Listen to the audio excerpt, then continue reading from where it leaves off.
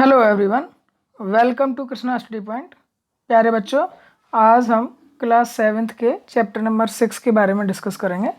Class seventh का chapter number 6 physical and chemical changes बहुत ही इम्पोर्टेंट चैप्टर है। और क्लास 6 में आपने एक चैप्टर पढ़ा होगा, चैप्टर नंबर 6 ही चेंजेस अराउंड अस। उसके बाद की ही ये कहानी है। चेंजेस अराउंड अस में हमने कुछ इस टाइप के चेंजेस के बारे में पढ़ा था जो रिवर्सिबल है ना, रिवर्सिबल है और जो इरिवर्सिबल है। ठीक है, यानी कि जो वापस से अपनी पोजीशन में आ सकते हैं तो वो क्या से होंगे, रिवर्सिबल होंगे, और जो नहीं आ सकते हैं वो इरिवर्सिबल होंगे। आपको याद आ रहा होगा। और अब इस चैप्टर नंबर 6 में फिजिकल एंड केमिकल चेंजेस के बारे में बात करेंगे, यानी कुछ ऐसे चेंजेस जो अलग अलग डिस्ट्रीब्यूट हो सकते हैं, तो उनको हम चेंजेस के रूप में अलग अलग डिस्ट्रीब्यूट करेंगे। ठीक है, चलिए शुरू करते हैं। Every day you come across many change in our surrounding. These change may involve one or more substances. Okay, for example, your mother may ask you dissolve sugar in water to make a cold drink. Making a sugar solution is a change. Similarly, setting curd from milk is a change. Sometimes milk becomes sour. Souring of milk is change. Stretched rubber band also represent a change. तो यहाँ कई type के change आपको करके दे गए हैं, जैसे कि शुगर को डिसॉल्व करना वाटर में कोल्ड ड्रिंक बनाने के लिए, या शुगर का सॉल्यूशन बनाना, या जो भी दही जमाते हैं हम दही मिल्क से, तो वो, या कई बार आपने देखा होगा कि जो दूध है वो अगर गर्म करना हम भूल जाते हैं या रखा रह जाता है तो वो खट्टा हो जाता है थोड़ा सा, तो वो भी क्या है, वो भी एक चेंज है। ठीक है, make a list of 10 changes you have noticed around you. तो ये आपको लिखना है। सबसे पहले शुरुआत जो आप करेंगे चैप्टर की, वो शुरुआत करेंगे चैप्टर को हार्ड वर्ड मीनिंग की। ठीक है, शुरुआत में आपको क्या लिखना होगा, हार्ड वर्ड मीनिंग लिखने होंगे। ठीक है, हार्ड वर्ड मीनिंग लिखने के बाद में आपको ये लिखने हैं 10 चेंजेस। ओके, आप हेडिंग डालेंगे 10 चेंजेस अराउंड अस। ठीक है, अराउंड अस क्या डालेंगे heading, 10 changes around us, 10 changes, ठीक है, अराउंड अस। ओके, और उसमें आपको इसी टाइप के 10 एग्जाम्पल लिखने हैं। क्या लिखेंगे, 10 एग्जाम्पल लिखेंगे जो भी आपको दिखते हैं कि ये चेंज हो सकते हैं। ठीक है, एग्जाम्पल के रूप में भी दिया था। In this chapter we shall perform some activities and study the nature of these changes. Broadly these changes are of two kind, physical and chemical changes. तो ये आपको समझ में आ गया। हम अपने वैसे तो बहुत सारे टाइप के चेंजेस हो सकते हैं, लेकिन अपने स्तर पर अभी फ़िलहाल 2 टाइप में पढ़ेंगे इसको, physical and chemical changes. Okay, तो अब देखिए एक्टिविटी 6.1 इसमें दी गई है और हेडिंग रहेगी आपकी फिजिकल चेंज, लेकिन ये एक्टिविटी आपको लिखनी नहीं है, हेडिंग डालनी नहीं है आपको फिजिकल चेंज कॉपी में, लेकिन ये एक्टिविटी नहीं लिखनी है, ये एक्टिविटी केवल पढ़ने के लिए है। Cut a piece of paper in 4 square pieces. Cut each square piece further into 4 square pieces. Lay these pieces on the floor or a table so that the pieces occur the shape of the original piece of paper. Obviously, you cannot join the pieces back to make the original pieces. But is there a change in the property of the paper?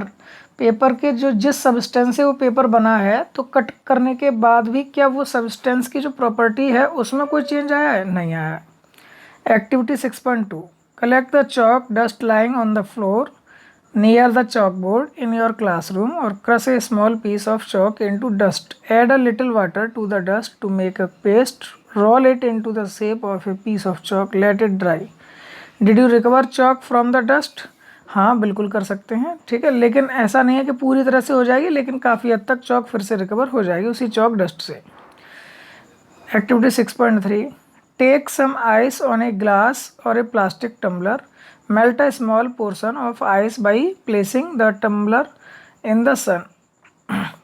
You have now a mixture of ice and water. Now place the tumbler in a freezing mixture ice plus common salt. तो ये भी हम करके देख सकते हैं, है ना, आइस और ग्लास के साथ में, एक प्लास्टिक टम्बलर के साथ में, तो किस तरीके से ये वर्क करता है। ठीक है, does the water become solid ice once again, ठीक है ना। तो फिर से जो वाटर है, पहले वो बर्फ़ था, वो फिर से वाटर बन गया, फिर वाटर से फिर से बर्फ़ बन गया। Okay. Activity 6.4, boil some water in a container. Do you see the steam rising from the surface of wave water? Hold an inverted pan by its handle over the steam at some distance from the boiling water. Observe the inner surface of the pan. ये सब आपने पिछले भी class में पढ़ रखा था। उस पर क्या हो जाएगा, वाटर की ड्रॉप्स आ जाएंगे। Do you see any droplet of water there? Yes. तो एक्टिविटी 6.5, ये सारी एक्टिविटी आपको पढ़नी है, इनमें से एक को भी आपको कॉपी पर नहीं लिखना है। ठीक है। अब अगला 6.5 दिया गया है, तो ये बहुत ही सावधानी पूर्वक करना है क्योंकि आग का है। Hold a used hacksaw blade with a pair of tongs, keep the tip of the free end of the blade on the gas stove, wait for a few minute. Does the colour of the tip of the blade change? एक लोहे का blade जो आता है वो उसको पकड़ना है किसी चिमटी वगैरह की सहायता से, और वो उसको इस तरह से पकड़ना जो जिसका हैंडल जो है वो गर्म ना लगे। ठीक है, और उससे उसको गर्म करना है। गर्म करने पर आप देखेंगे कि लोहे को जब गर्म करते हैं तो रेड हो जाता है, कलर चेंज करता है। वही पूछा गया, does the colour of the tip of the blade change? Yes. Remove the blade from the flame, आग से उसे हटा लीजिए, फिर से देखिए कलर का, तो फिर से चेंज हो जाएगा, वो वापस अपने कलर में आ जाएगा। In activity 6.1 and 6.2 above, you saw the paper and a piece of chalk underwall changes in size. In activities 6.3 and 6.4, water changes its state from solid to liquid or from gas to liquid. In activity 6.5, the hacksaw blade changed color on heating. Properties such as shape, size, color and state of a substance are called its physical properties. Okay. तो सबसे पहले तो ये आपकी properties कैसी हुई, physical properties हुई। ठीक है, अब आपको यहाँ देखिए एक्टिविटीज़ को कैसे लिखना है। कॉपी में मैं बता रहा हूँ कैसे। आपकी हेडिंग जाएगी फिजिकल प्रॉपर्टीज़। ठीक है, फिजिकल प्रॉपर्टीज़ में आप ये बात लिखेंगे, कौन सी बात लिखेंगे, ये वाली, properties such as shape, size, colour and state of substance are called its physical properties. ठीक है, a change in which a substance undergoes a change in its physical properties is called a physical change. ठीक है, a physical change is generally reversible. In such a change no new substance is formed. ये पूरी बात आप लिखेंगे। ठीक है, तो ये पूरा का पूरा आपका जो सबसे पहले हेडिंग जो चल रही थी वो चल रही थी फिजिकल चेंज, वहीं से है ये सारी बात। ठीक है, अब इसमें आप इन सब चीज़ों के लिए अलग अलग एग्जाम्पल लिखेंगे। जो यहाँ पर 3 चीज़ें ली थी हमने, shape, size and colour. Shape, ठीक है, इस तरह से फर्स्ट करके डाल दीजिएगा, फिर इसका एग्जाम्पल।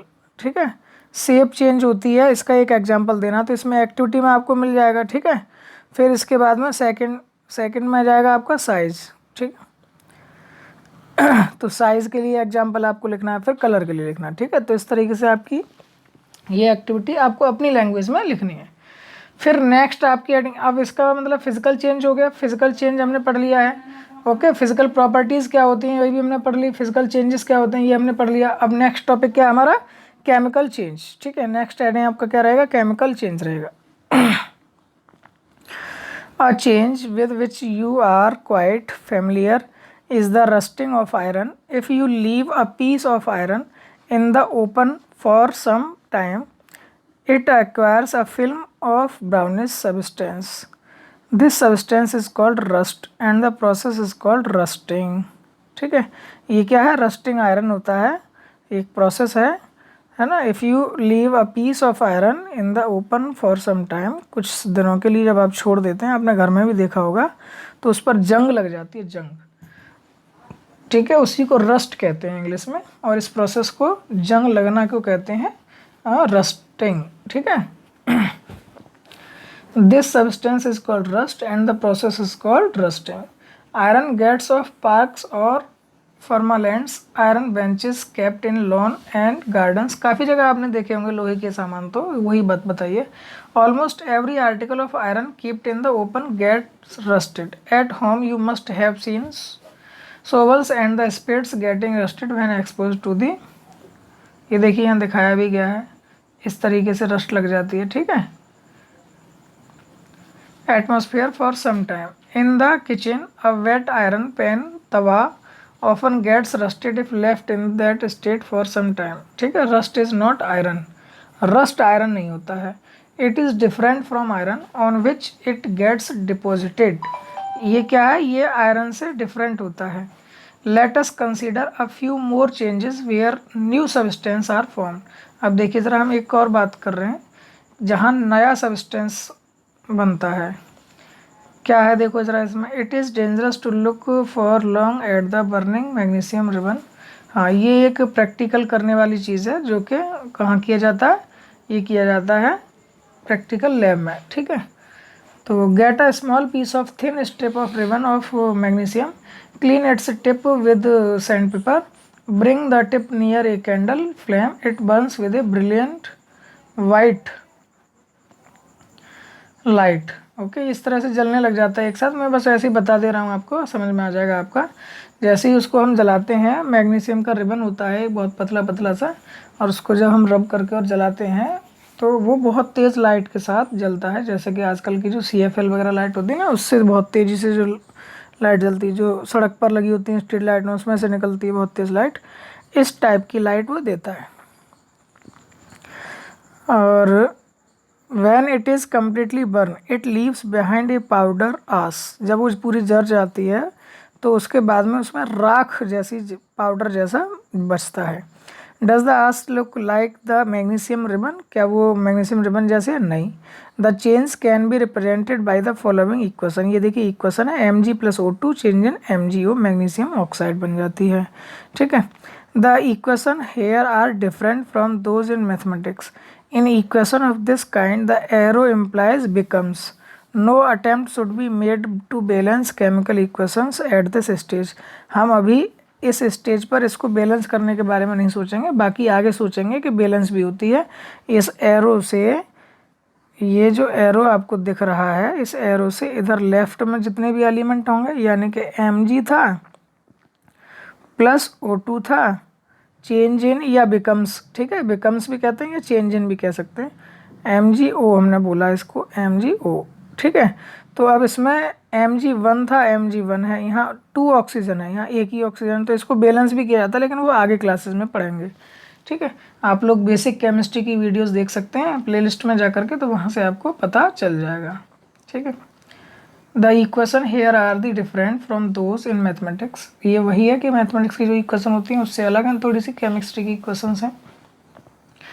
कलेक्ट द आश and mix it with A small amount of water, stir the mixture well, test the mixture with the blue and red litmus paper। does the mixture turn red litmus blue? ये आपको फिर check करने के लिए मिलेगा कि ये red litmus को ब्लू कर रहा है कि नहीं कर रहा है। तो मैग्नीशियम ऑक्साइड है, ठीक है, या ब्लू लिटमस को रेड कर रहा है। तो on the basis of this test how do you classify the aqueous solution, acidic or basic, ठीक है। तो ये पता चलता है हमको कि एसिडिक है या बेसिक है। तो ये जनरली क्या सा मिलेगा आपको, ये मिलेगा आपको एसिडिक, ठीक है।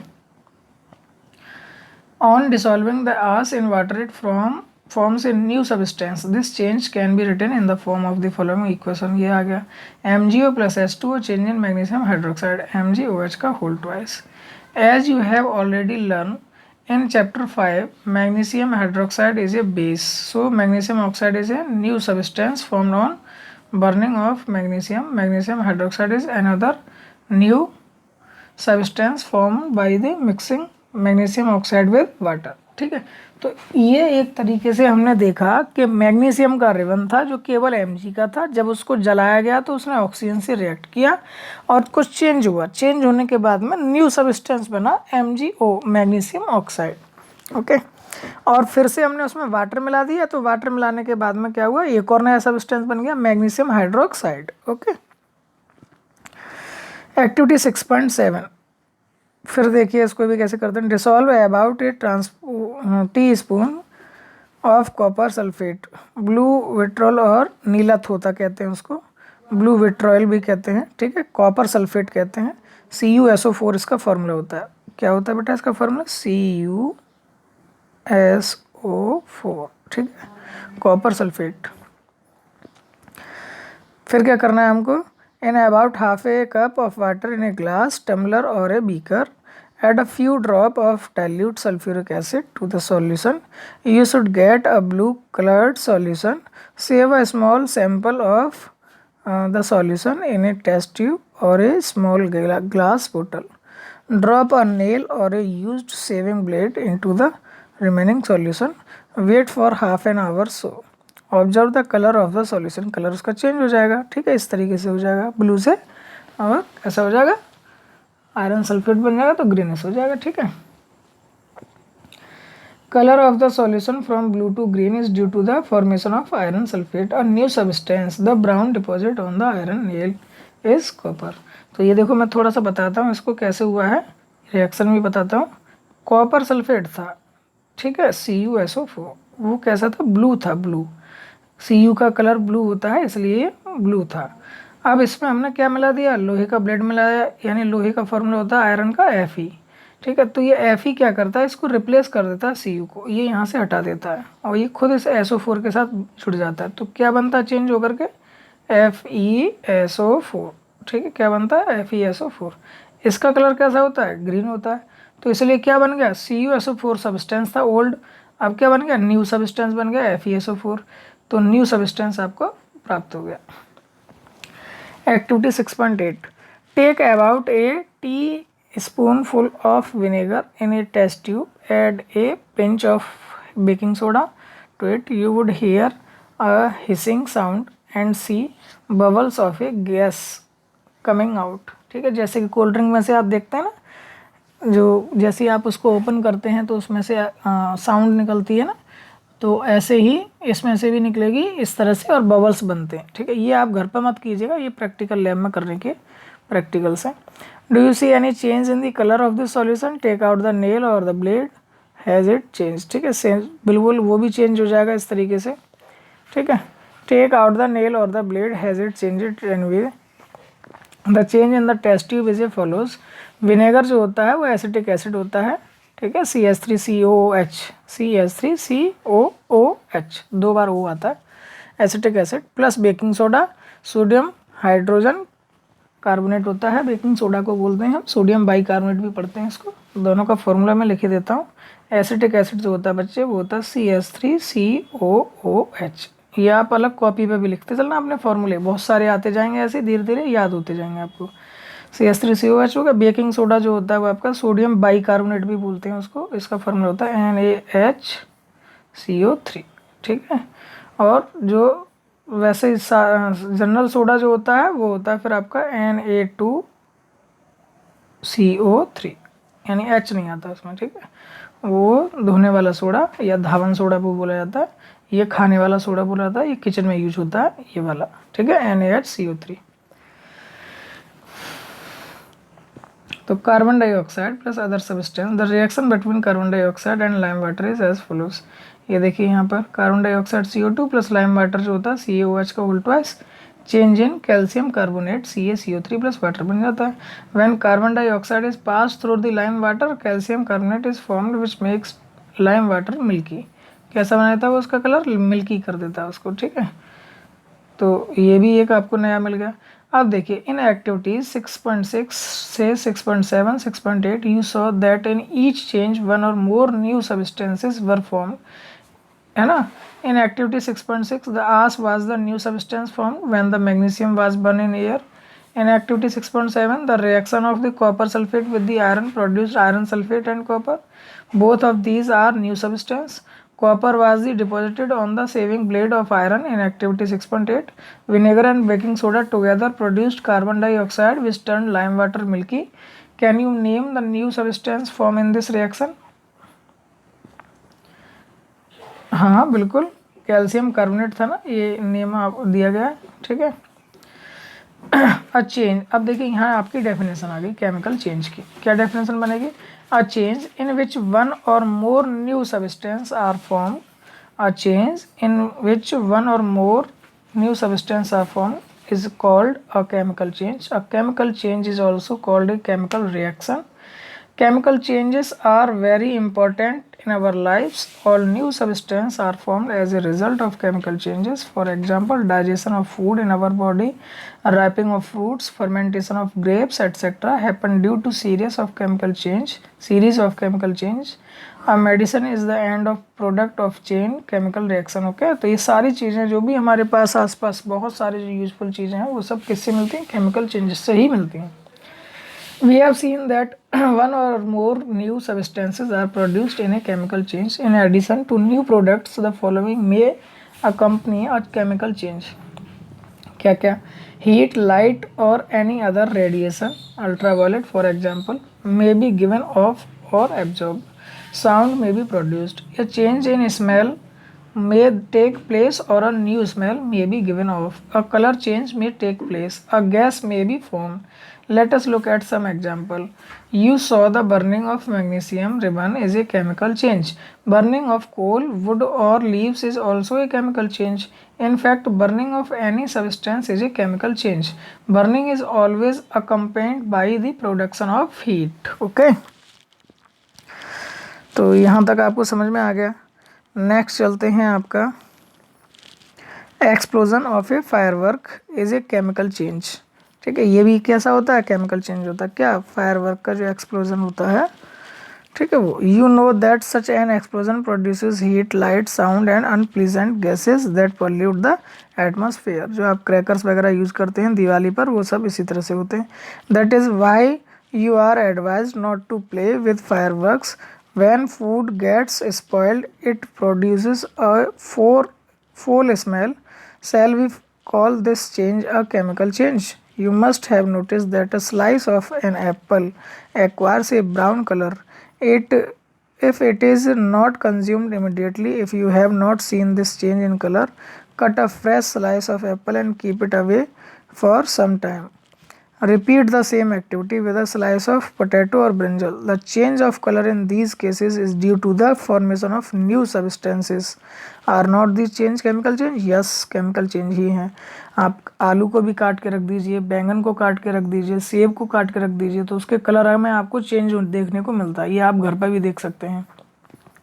तो ये चेंजेस क्यों हो रहा है? क्योंकि वो हवा से, एटमॉस्फेयर से रिएक्ट करके नया सब्सटेंस तैयार कर रहे हैं. दैट्स वाई कि वो केमिकल चेंज है, क्योंकि उसमें नया सब्सटेंस बन रहा है. In chapter 5 you neutralised an acid with a base. Is neutralisation a chemical changes? Yes. क्यों है? क्योंकि एसिड एंड बेस की रिएक्ट होने के बाद में न्यू एक सब्सटेंस साल्ट के रूप में हमको मिलता है, तो इसलिए neutralisation reaction is also a chemical change reaction. Okay, चलिए. A protective shield. You must have heard of the ozone layer in our atmosphere. ये बहुत इंपॉर्टेंट बात लिखी गई है, इसको नोट करके आप लोग कॉपी में ज़रूर लिखेंगे. ठीक है, ओजोन लेयर जो है हमारे यहाँ इन protects us from the harmful ultraviolet radiation which come from the sun. जो हमारा एनवायरनमेंट होता है उसमें एक लेयर होती है ozone layer. Ozone gas O3 होती है उसमें. वो हमको जो सन से जो किरणें आती हैं, जो रेज आती हैं, उसमें अल्ट्रावायलेट रेज भी होती हैं जो हमारी स्किन को नुकसान पहुंचाती हैं. इवन कई बार तो इतनी हार्मफुल होती हैं कि स्किन कैंसर जैसी डिजीज़ दे देती हैं. कैंसर, स्किन का भी कैंसर दे. तो ये जो ओजोन लेयर होती है ये ऐसी रेज को, अल्ट्रावायलेट रेज को ऑब्जर्व कर लेती है अपने अंदर, और ये जब एब्जॉर्ब कर लेगी तो उसको वो हम तक नहीं आ पाएंगे. लेकिन नावेडेज देखने को मिलता है कि ओजोन लेयर को हम लोग बहुत ज़्यादा नुकसान पहुंचा रहे हैं क्लोरोफ्लोरोकार्बन्स वगैरह से. क्लोरोफ्लोरोकार्बन्स जो निकलते हैं वो एसी और कूलर्स वगैरह से या रेफ्रिजरेटर जो लोग लगा लेते हैं उनसे निकलते हैं. तो इसीलिए ये सलाह दी जाती है कि बहुत ज़्यादा मात्रा में हम लोग क्या ना लगाएं, हम लोग एसी वगैरह का यूज़ ना करें. ओके, तो जिससे ओजोन लेयर को नुकसान ना हो. चलिए, नेक्स्ट हेडिंग आपकी रहेगी रस्टिंग ऑफ आयरन. ये हेडिंग आप डालेंगे कॉपी में. Let us get back to rusting. This is one change that affects iron articles and slowly destroy them. तो ये भी एक रस्टिंग ऑफ आयरन, जंग का लगना. ठीक है, उसका क्षयकरण कहलाता है, उसका कमज़ोर होना कहलाता है लोहे का. लोहे पर जब ये इस तरह से जंग लग जाती है, रस्ट लग जाती है, तो वो उसको धीरे धीरे ख़त्म कर देती है. यानी कि जो आयरन है वो एक न्यू सब्सटेंस में चेंज हो जाता है. आयरन तो सॉलिड होता है और मजबूत होता है, लेकिन ये जो रस्ट होती है ये मजबूत नहीं होती है. तो इसलिए धीरे धीरे वो लोहा जो है वो एटमॉस्फेयर की ऑक्सीजन से या जो उसका मॉइस्चर है उससे रिएक्ट करके रस्ट बना देता है, और ख़त्म हो जाता है। तो वही चीज़ यहाँ लिखी हुई है। तो Fe है, देखो आपको रिएक्शन भी देखने को मिल रही है। जो Fe है आयरन, वो O2 से रिएक्ट करता है फ्रॉम द एयर, और प्लस वाटर जो उसकी मॉइस्चर होता है उससे क्या बनाता है, Fe2O3 बनाता है, जिसको रस्ट कहते हैं। इसको आयरन ऑक्साइड बोलते हैं। ठीक है, तो रस्ट का फार्मूला क्या हो गया, जंग का फार्मूला क्या होता है, Fe2O3, आयरन ऑक्साइड बोलते हैं उसको। तो for rusting the presence of both oxygen and water is essential. ठीक है, तो रस्टिंग के लिए आपसे क्वेश्चन भी पूछा सकता है, रस्टिंग के लिए क्या जो एसेंशियल है, क्या चाहिए, तो ऑक्सीजन एंड वाटर। ठीक है, या वाटर वेपर कह सकते हैं। In fact, if the content of moisture in air is high, which means if it is more humid, rusting becomes faster। ठीक है, तो इसीलिए ये जो दिन होते हैं बरसात वाले दिन, इसमें ज़्यादातर क्या है, मॉइस्चर रहता है हमारे जो वेदर में, तो इसलिए सबसे ज़्यादा जो रस्ट लगती है वो इन्हीं दिनों में लगती है। In fact if the content, हाँ, so how do we prevent rusting. अब हमको सुरक्षित कैसे रखें फिर लोहे को, वो तो इस तरह से बार बार हर साल ख़राब हो जाएगा, है ना। तो फिर उसको सुरक्षित रखने की इस बात आती है, प्रिवेंट कैसे करें। तो prevent iron articles from the coming in contact with oxygen or water or both. One simple way is to apply a coat of paint or grease. ठीक है, तो कोटिंग की जाती है और उस पर पेंट कर दिया जाता है, जिससे कि वो डायरेक्ट टच में ना आए ऑक्सीजन के या जो भी आपका मॉइस्चर है। ठीक है, और इसको रेगुलरली किया जाता है। ऐसे ही आपने देखा होगा कि जो कूलर वगैरह है वो उस पर जंग वगैरह लग जाती हैं हर साल, तो हर साल उसको क्या करते हैं, फिर उसको रेगमाल वगैरह से साफ़ करके फिर उसको पेंट करते हैं। यही रीज़न है, ताकि उस पर, क्योंकि उसमें पानी रहता है हर समय, कूलर में पानी चलाना पड़ता है, तो उससे क्या होती है, उसमें जंग लग जाती है और वो ख़राब होने लगता है, इसलिए हमको उस पर पेंट करना पड़ता है। ओके, या उस पर क्या, another ways to the deposit a layer of a metal like chromium और जिंक ऑन आयरन, या आयरन के ऊपर जिंक या क्रोमियम की एक और लेयर कोटिंग कर दें तो उससे नहीं होता है। This process of the depositing A layer of zinc on iron is called galvanisation. ठीक है, तो ये यहाँ पर गैल्वेनाइजेशन भी आपकी एक हेडिंग रहेगी और उसमें आप लिख सकते हैं the process of depositing A layer of zinc on iron is called galvanisation. The iron pipes we use in our homes to carry water are galvanized to prevent rusting। ठीक है, रस्टिंग से बचने के लिए उसको गैल्वेनाइज्ड किया हुआ होता है। चलिए नेक्स्ट बात करते हैं ज़रा। You know that ships are made of iron and a part of the रेम remains under water on the part above water also water drops keeps clinging to the ships outer surface. Okay, तो ये भी वही चीज़ बात बता रहे हैं कि वो हर समय क्या रहते हैं, वो पानी के अंदर ही रहते हैं और वो लोहे से बने होते हैं। कैसे बचाते हैं उनको, इसी तरह से बचाते हैं। Stainless steel is made by the mixing iron with carbon and the metals like the chromium, निकल and magnesium, it does not rust. इसीलिए स्टील को लेके आए, स्टील से क्या है, वो रस्ट नहीं लगती है। पेंटेड। ओके, नेक्स्ट आपकी हेडिंग रहेगी क्रिस्टलाइजेशन। ठीक है, नेक्स्ट आपकी क्या रहेगी heading, crystallisation. In class 6 you have learn that salt can be obtained by the evaporation of sea water. The salt obtained in this manner is not pure and the shape of its crystals cannot be seen clearly. However, large crystals of pure substances can be formed from their solution. The process is called crystallization. It is an example of physical change। ठीक है, तो ये पूरा आप लिखेंगे यहाँ से, कहाँ से लिखेंगे, the salt obtained this manner, ठीक है, यहाँ से लिखेंगे और पूरा यहाँ तक क्रिस्टलाइजेशन तक और एग्जाम्पल ऑफ फिजिकल चेंज तक लिखेंगे। ओके, ये हो गया आपका crystallisation. Next activity 6.1 to be the perform in the presence of the teacher. Okay, use only dilute sulphuric acid, be careful while boiling water. ये भी एक एग्जाम्पल करके दिखाया गया है। क्या रहेगा बेटा, take a cup full of water in a beaker and add a few drop of dilute sulphuric acid, heat the water. When it starts boiling, add copper sulfate powder slowly. While stirring continuously, continue adding copper sulfate powder till no more powder can be dissolved. Filter the solution. Allow it to cool. Do not disturb the solution when it cooling. Look at the solution after some time. Can you see the crystals of copper sulfate? Yes, उसमें आपको crystal दिखाई देंगे copper sulphate के। If not, wait for some more time. Okay. चलिए, you have learn about physical and chemical changes, try to identify changes that you observe around you as physical और chemical changes. तो आज के इस chapter में सबसे important ये रहा कि ऐसे चेंजेस जिसमें न्यू सब्सटेंस फॉर्म हो जाता है तो वो केमिकल चेंज कहलाएंगे, और ऐसे चेंजेस जिसमें कोई नया सब्सटेंस नहीं क्रिएट होगा, पहले वाला ही रहेगा और उसकी भी प्रॉपर्टीज़ में कोई चेंजेस नहीं आएंगी, तो वो आपका फिजिकल चेंज रहेगा। ओके, तो ये हमने आज के पढ़े हैं। एक्सरसाइज की बात करें तो देखिए, classify the changes involve in the following process as physical और केमिकल चेंजेस। फोटोसिंथेसिस है, तो इसमें बताइए कि ज़रा फिजिकल चेंजेस है कि केमिकल चेंजेस है। Dissolving sugar in water, burning of coal, melting of wax, ये सारे का आंसर्स आपको देने हैं। अब आप आसानी से दे पाएंगे। अगर न्यू सब्सटेंस फॉर्म हो रहा है तो केमिकल चेंज, आइदर देन जैसे डाइजेशन ऑफ फूड है तो ये कैसा होगा, ये केमिकल चेंज होगा, क्योंकि फूड डिकम्पोज होकर के क्या देता है, एनर्जी देता है, ग्लूकोज देता है। ओके, तो वो न्यू सब्सटेंस बन रहा है उसमें, तो क्या हो गया, ये आपका केमिकल चेंज हो गया। फिर इसके बाद में है true and false. True and false को भी आप इजीली कर सकते हैं। अच्छे अच्छे क्वेश्चंस इसमें दिए गए हैं, इजीली हैं, अब आपसे सारे हो जाएंगे। क्वेश्चन नंबर 8 देखिए, describe how crystals of copper sulphate are prepared.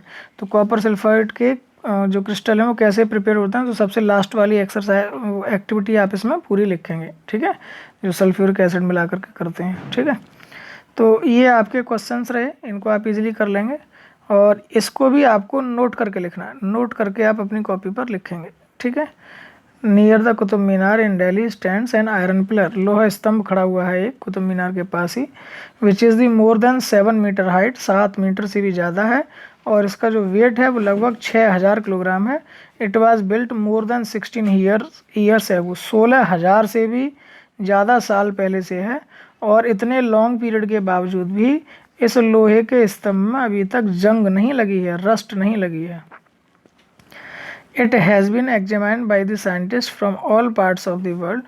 It tells something about the advances India had made in metal technology as back as 1600 years ago. तो 1600 साल पहले भारत हमारा कितना आगे तरक्की पर था, ये इस बात को प्रूफ करता है, सबूत देता है कि आज भी जो लोहा स्तंभ है वहाँ दिल्ली में कुतुब मीनार के पास, कभी मौका मिले आप तो देख के आइएगा कि वो आज भी उस पर कोई रस्ट नहीं लगी है, जंग नहीं लगी है। दुनिया के तमाम तरह के साइंटिस्ट इस बात की चेक करने के लिए, इसको अध्ययन करने के लिए, स्टडी करने के लिए आ चुके हैं, और उन्होंने अध्ययन किया है। ओके, चलिए अब लेके चलते हैं आपको थोड़ी सी वर्कशीट पर, थोड़ा सा काम वहाँ का भी देखते हैं। देखिए बच्चों, ये है आपकी वर्कशीट क्लास 8th की साइंस असाइनमेंट है, फिजिकल एंड केमिकल चेंज की। प्यारे बच्चों, अगर ये आपको वर्कशीट डाउनलोड करनी है तो मैंने वीडियो के डिस्क्रिप्शन में टेलीग्राम ग्रुप के ज्वाइन करने के लिए लिंक दिया हुआ है, और साथ ही साथ में उसमें टेलीग्राम का जो चैनल है उसका भी लिंक दिया हुआ है, उसको आप ज्वाइन कर लीजिए। वहाँ आपको ये PDF फाइल सीधे सीधे मिल जाएंगे, आप वहाँ से डाउनलोड कर सकते हैं। What is a chemical change, give 2 examples. तो अब आप दे सकते हैं कोई भी 2 एग्जाम्पल केमिकल चेंज के, जैसे फॉर्म हमने एक्टिविटी में भी पढ़ा है, बर्निंग ऑफ मैग्नीशियम रिबन क्या है, केमिकल चेंज है। कोई भी चीज़ का बर्निंग ले लीजिए, वो तो आपका केमिकल चेंज है ही है। ओके, डाइजेशन ऑफ फूड भी हो गया केमिकल चेंज के रूप में। Name 2 agent which cause corrosion. Corrosion के लिए भी 2 एजेंट बताइए क्या क्या होते हैं, जिससे कि ये कोरोजन का मतलब वही लोहे का क्षयकरण होना है ना, जो रस्टिंग है वही कोरोजन प्रोसेस में आता है।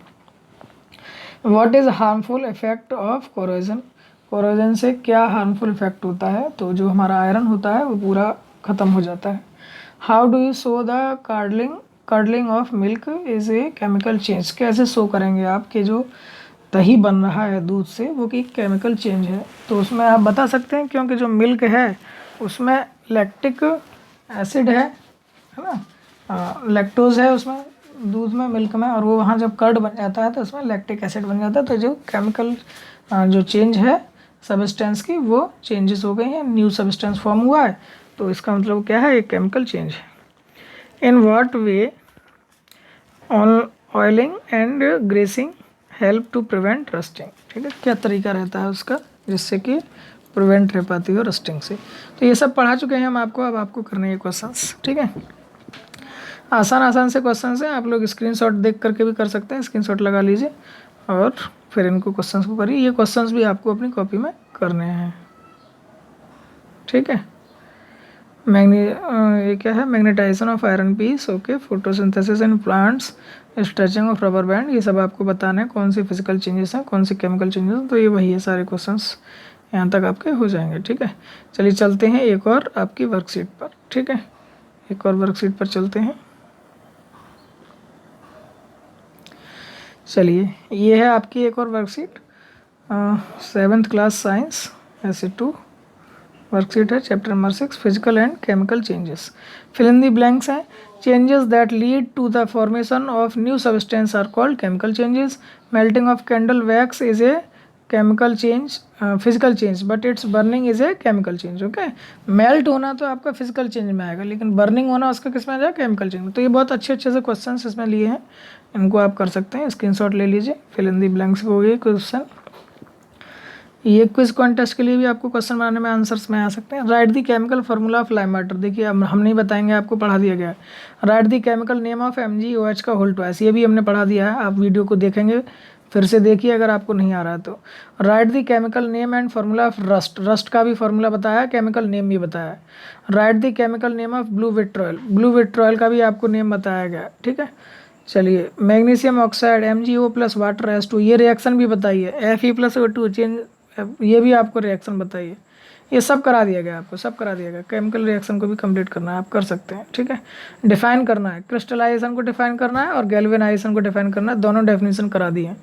Distinguish between the physical change and chemical changes, ये आप अपने स्तर से लिख सकते हैं, डिफरेंस लिखिए कि क्या इनमें चेंजेस होते हैं। ओके, तो ये आपके रहे क्वेश्चंस। ठीक, चलिए नेक्स्ट वर्कशीट पर चलते हैं। चलिए देखिए, ये भी एक वर्कशीट है मेरे पास, physical and chemical changes. Circle the odd one out from the following sets, जो भी ऑड वन है इनमें से कॉमा कॉमा करके अलग अलग दिए हुए हैं, इनमें से जो भी अलग है उसको क्या कर देंगे आप, इस तरह से गोला कर देंगे, सर्किल कर देंगे। थोड़ा दूर दूर लिखिएगा अपनी कॉपी में ज़रूर करना है इनको। Souring of milk, burning of a candle, melting of ice, ripening of the fruit. तो आपको दिख रहा है कि ये मेल्टिंग ऑफ द आइस जो है वो फिजिकल चेंज छुपा हुआ है यहाँ, बाकी सारे के सारे कैसे हैं, वो केमिकल चेंजेस हैं। ठीक है, तो इसी तरीके से आपको करने हैं ये question. Justify the following changes as physical और chemical. Eating of vada, beating an egg to make a cake, separating and sand from the gravel, ये सब बताने हैं आपको कौन फिजिकल चेंजेस हैं, कौन केमिकल चेंजेस हैं। फिर इनमें कॉलम A कॉलम B, ठीक है, इनको भी आपको मैच करना है क्या क्या है उसमें। और फिर क्वेश्चन नंबर 4 है आपका, answer the following questions in brief. ठीक है, इनको अच्छे से लिखना है आपको, बड़े लॉन्ग आंसर्स टाइप में लिखना है इनको। State 4 characteristic of a physical change, ठीक है, तो लिख सकते हैं आप यहाँ, आप स्क्रीनशॉट भी ले सकते हैं। State 4 characteristic of a physical change या केमिकल चेंज, सबकी पूछें। और recall the factors that cause rusting to occur. Okay, तो ये भी आप कर सकते हैं। Why do cut vegetables take up brown colouration when exposed in air. ठीक है, तो अच्छे अच्छे क्वेश्चंस हैं। लास्ट में what is the crystallisation, how can you get the crystal of urea from its solution, बिल्कुल निकाल सकते हैं। तो ये सारे एग्जाम आंसर्स आप कर सकते हैं इजीली। तो अभी एक और वर्कशीट देख लेता हूँ मैं। ये थोड़ी सी पुरानी कहीं से मैंने लिया, थोड़ा सा आपको देखने में हो सकता है अच्छी ना लगे, लेकिन बहुत अच्छे अच्छे क्वेश्चंस ज़रूर इसमें हैं, इसलिए मैंने ये आपको डिलीवर किए कि आप स्क्रीनशॉट ले लीजिएगा। बाकी सारे क्वेश्चन इसमें कहीं कहीं रिपीट भी हैं, तो रिपीट क्वेश्चंस को आप कॉपी पर नहीं करिए, क्योंकि 2-3 जब वर्कशीट आपको दे रहा हूँ तो हो सकता है कुछ क्वेश्चन इधर से उधर उसमें दोनों जगह आ गए हों। ठीक है, नेम ऑफ द फॉलोइंग, इनके नेम लिखने हैं। The gas produced when the baking soda is added to vinegar. तो ये छोटे छोटे क्वेश्चन हो गए जो कंपटीशन में पूछ लिए जाते हैं कई बार। देखिए, मल्टीपल चॉइस क्वेश्चंस भी इसमें आ गए हैं। ठीक है, ऑप्शन दिए गए हैं ब्रैकेट में, उसमें से सिलेक्ट करके आपको लिखना है। ठीक है, फिर इसके बाद में देखिए ट्रू एंड फॉल्स भी मैंने 5 ले लिए हैं इसमें। करेक्ट द स्टेटमेंट, फिर the give the chemical name of baking soda, rust, vinegar, lime water, है ना। फिर केमिकल फार्मूला इनके लिए भी लिखना है, calcium carbonate, magnesium hydroxide, iron oxide. Complete the equation, in equations को कंप्लीट भी करना है, पूरा इसमें अच्छे से रिवाइज हो जाएगा आपका। Classify physical and chemical change, इनमें से कौन सा फिजिकल चेंज है, कौन सा केमिकल चेंज है, लिखना है। ओके, तो ये आपके लगभग कंप्लीट हो गए, और बस इसी के साथ में आपका जो है और पूरा हो जाएगा चैप्टर। ठीक है, तो आई होप कि आपको ये वीडियो पसंद आई होगी। वीडियो पसंद आई है तो लाइक करना ना भूलें, और वीडियो को शेयर करना ना भूलें। जो भी आप अगर नए हैं चैनल पर तो चैनल को सब्सक्राइब कर लें, और बेसिक केमिस्ट्री या और भी बहुत सारी वीडियोस आपको प्लेलिस्ट में मिल जाएंगी। तो और साथ ही साथ में लिंक दिया हुआ है न्यू चैनल का भी, उस चैनल को भी सब्सक्राइब कर लें। और साथ ही साथ जो भी टेलीग्राम के ग्रुप और चैनल के लिंक दिए गए हैं उस पर जा कर के आप चैनल को ज्वाइन कर लीजिए, और वहाँ ग्रुप पर, टेलीग्राम के ग्रुप पर आप प्रॉब्लम पूछ सकते हैं इजीली, तो वहाँ आपको आंसर्स मिल जाएंगे। ओके, इसी प्रकार से बने रहिए कृष्णा स्टडी पॉइंट साथ। Thank you so much, bye bye.